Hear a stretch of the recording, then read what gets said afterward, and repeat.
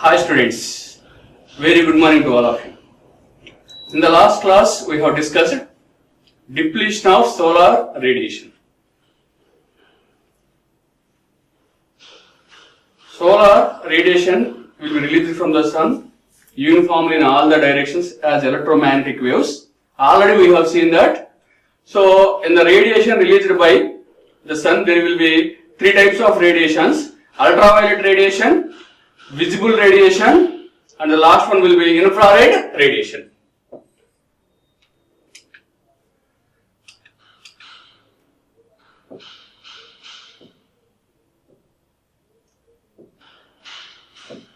So ultraviolet radiation,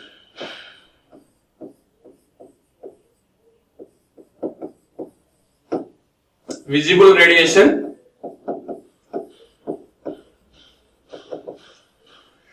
and infrared radiation. Infrared radiation. So when the solar radiation entering into the atmosphere, two things will happen. One will be absorption of solar radiation by the different particles in the gas. Already you know that you will have in the atmosphere, that is gas particles will be there, water molecules will be there, and solid molecules will be there. Okay, it will be absorbed, so that solar radiation will be depleted. And one more reason will be the solar radiation will be redistributed. Okay, whenever it is entering into the, so it may strike some solid dust particles or air molecules such that the energy, whenever it strikes, the energy will be redistributed and some solar radiation will be reflected back to the atmosphere, and only a few amount of solar radiation will be coming to the earth as a diffused radiation. Likewise, okay, solar radiation is depleted because of, okay, absorption, and the second one will be scattering. Because of the scattering, it will be depleted, that we have seen in the depletion of solar radiation. Okay, solar energy will be reflected by the three parameters. Okay, three parameters. The first one will be reflected back to the atmosphere by three things. That is, the first one will be clouds. In the cloudy season, what will happen? How? Okay, solar radiation will be reflected back by the clouds, and solar radiation will be reflected back by the, okay, solid dust particles in the atmosphere. And the third one will be solar radiation will be reflected back into the atmosphere by the earth. Okay, 30% of the solar radiation received will be reflected back to the atmosphere, which will be called as a S albedo. S albedo. All these things we have seen in the last class. Okay, simply when the solar radiation entering into the atmosphere, solar radiation keeps on decreasing. Okay, as it is absorbed and scattered. Simple thing. Okay, that we have. That is nothing but the depletion of solar radiation. Okay, and also we have seen beam radiation. What is meant by beam radiation? What is meant by diffused radiation? What is meant by global radiation? All these things we have seen. And also we have defined an air mass factor M. We have also defined air mass factor M, which is nothing but, okay, so the distance travelled by the solar ray in the atmosphere by the vertical distance of the atmosphere, okay, which will be M, which we are calling as M. Air mass factor. Air mass factor will vary from 0 to 1. 0 to 1. So always air mass factor can be, okay, as, okay, approximately equal to 1, then maximum amount of solar radiation will be absorbed by the, okay, so our solar panels. Solar panels are solar thermal collectors. You can say that. That is about depletion of solar radiation. The next question will be, how can we measure solar radiation? Yes, we can measure solar radiation. In this class, I am going to discuss what are the different solar radiation measuring devices. Okay, so you can have three different devices. Okay, one will be pyranometer, and the second one will be pyrheliometer, and third one will be sunshine meter. Okay. These three devices are used to measure the solar radiation. Okay, so first coming to the first device, pyranometer. First device, pyranometer, coming to it. It is used to, pyranometer is used to measure the global radiation. Okay, already you know that global radiation is nothing but sum of the beam radiation and diffused radiation. Okay, it is mainly used to measure the global radiation. Okay, either you can measure on the horizontal planes or inclined planes. Okay, you can measure on the horizontal or inclined planes, global radiation by using pyranometer. Okay, the main component in this will be thermopile. Okay, the main component in the pyranometer or pyrheliometer will be thermopile. Okay, thermopile works based on the principle of Seebeck effect. Okay, Seebeck effect. Okay, it will be thermopile. The main component of pyranometer is thermopile, which will works based upon the Seebeck effect. Okay, what is mean by Seebeck effect? Okay, you can observe Seebeck effect is a phenomena in which a temperature difference between two conductors or semiconductors produces a voltage difference between the two substances. Between the two substances, that will be the Seebeck effect. Okay, for example, let us say I have considered this diagram to explain the Seebeck effect. I have considered this diagram. Okay, you will have, let us say, two conductors. Metal A is one conductor and metal B is another conductor. Metal A is one conductor and metal B is another conductor. Let us say I have taken a hot conductor. Okay, that I have represented with a red color. You can observe there. That is a hot conductor. And second one, metal B is a cool conductor. It is a cool conductor. The temperature of the first conductor, metal A, is raised, and the temperature of metal B, okay, so not raised, it is at a cool condition only, let us say.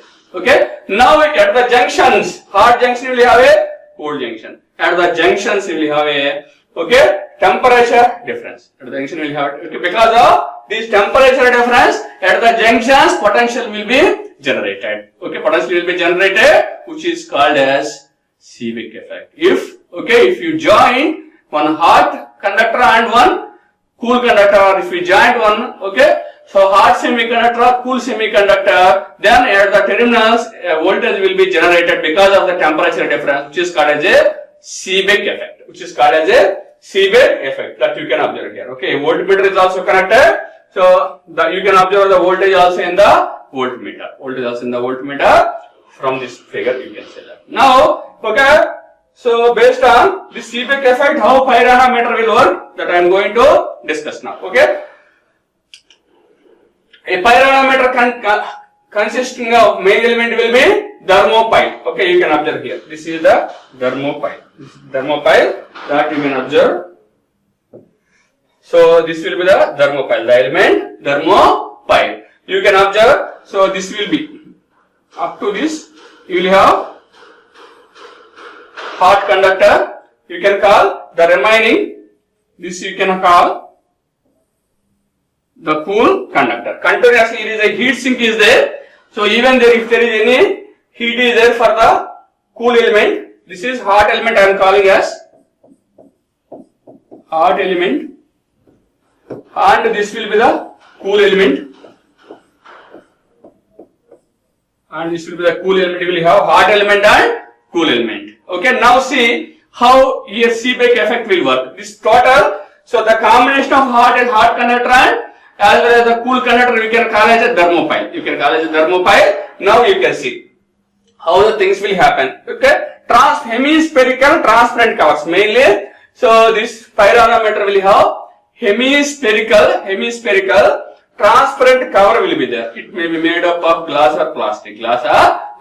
Whenever solar radiation fall on it, that will be reflected back onto the, okay, so that will be reflected back onto the thermopile. Okay, here, so on the top of hot element, okay, it will be blackened, such that it will be blackened here, so such that it is blackened total, okay, so already you know that blackened, okay, area can be heated up very fastly already. Okay, if you wear a black t-shirt, let us say, okay, if you go to outside, okay, it will be more sweaty. Because of the reason, blackened surfaces absorb the solar radiation very fastly, and its heat will be raised. Same wise, here it will be, top will be blackened, and solar radiation will be, so whenever solar radiation strikes, heat will be raised. Okay, so which will raise the temperature of a hot element. Black coating is used to raise the temperature of the hot element very quickly and fastly. Okay, already you know the blackened body. Okay, heat will be raised very fastly than when comparing with the normal bodies. Okay, so Likewise, as it is blackened, the hot element will be heated very fastly. And here the heat element is heated and cool element is continuously cooled by the heat sink, such that there is a difference between the temperature between cool element and hot element. The combination of cool element and hot element you can call as a thermopile. Because of this temperature difference, as per the Seebeck effect, a voltage will be generated. A voltage will be generated, which is nothing but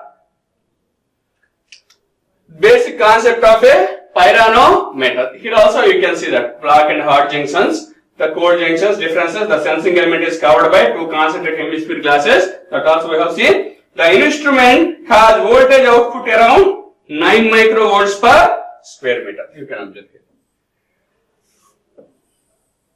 9 microvolts per square meter. Once if you get a voltage, you can measure the current. There you can determine the power, that is watt per. Radiation will be in watt per meter square. In a particular unit area, you can directly measure the power received. Okay. So likewise in a pyranometer, solar radiation will be measured. So this is the diagram of a pyranometer. It is a practical pyranometer. You can observe here. Two hemispherical glass. Okay, glass are there. So whenever solar radiation received on this blackened surface, you can observe this blackened surface. These two are the hemispherical glasses. Whenever solar radiation strikes, okay, this blackened surface will be heated up, which heated up the hot element. Beneath that, you will have a cool element. Because of the temperature difference, straight away you will get the voltage. Okay, this is the practical diagram of a pyranometer. Next, pyrheliometer. First one is pyranometer. Second one will be pyrheliometer. Pyrheliometer is used to measure only beam radiation. Only it can able to measure the beam radiation, and you can observe the diagram of a pyrheliometer here. This is the diagram of a pyrheliometer. It is having a long tube structure. You can see here. It is having a long tube structure. Okay, it is having long tube structure. Whenever solar, okay, it will allows this long tube structure allows only, okay, beam radiation only. Allows only beam radiation. If any, okay, diffused radiation comes, all these will stop that diffused radiation reaching towards the, okay, sensing element. That is, okay, here also the sensing element will be thermopile only. If you observe, okay, in the pyranometer the sensing element is thermopile, whereas in pyrheliometer also the sensing element will be thermopile only. Okay, but here, so based on some special arrangement, some long cubic arrangement, only beam radiation will be allowed inside the sensing element. Okay, that is the basic difference here. Okay, since only beam radiation is allowed, this can be used to measure the only beam radiation. Okay, so if any diffused radiation comes, that will be stopped by. So already you know that beam radiation is one which reaches in a straight line path. Let us say, so sun ray reaches towards all the sun rays which reaches to the sensing element in a straight line path only allowed. Okay, so that it can able to measure the only beam radiation. Remaining all diffused radiation will be, okay, stopped by these obstacles, stopped and reflected back by these obstacles. Okay, so likewise here you can observe. So how it can be measured? Okay, in the morning session it will be completely oriented to downwards. Okay, east side it will be oriented. When sun is moving, slowly, okay, you can also move this slowly. Okay, when sun is moving, so in the morning it will be kept on east side, and slowly with respect to sun, the long tube will be moved. Here with the case of a pivot. Here, okay, simply given 2-axis rotation is provided. Pivots to provide the 2-axis rotation. Provide the 2-axis rotation for the, so means, so from total east side to west side it can rotate with respect to the sun. Okay, when the sun is in east side, so the long tube will be in east side. So when the sun is continuously moving, this tube is also continuously moving. Okay, so such that, okay, 2-axis with the help of pivot mechanism, 2-axis rotation is provided here. 2-axis rotation will be provided here, such that, okay, so in any direction if you keep in that particular direction, what will be the solar radiation will be given, beam radiation will be measured, and will be given. Okay, so maximum output voltage will be 8 microvolts per meter square. Here you can say that. The practical pyroheliometer will be, okay, looks like this. Pyroheliometer will be looks like this. You can have. Okay, so and the last device will be sunshine meter. Last device will be sunshine meter. You can observe the diagrams here. Okay, this is the practical sunshine meter, and this will be the just diagram of a sunshine meter. Okay, so if you observe in the basic components in the case of a sunshine meter, so before going to the basic components and all, what is so the third device is sunshine meter. The function of sunshine meter is to measure sunshine hours in a day, or to measure sunshine hours in a solar day, or okay, like that you can have. If you see the different components of a sunshine meter, okay, so it will have a hemisphere. You can observe here. Okay, it will have a hemisphere.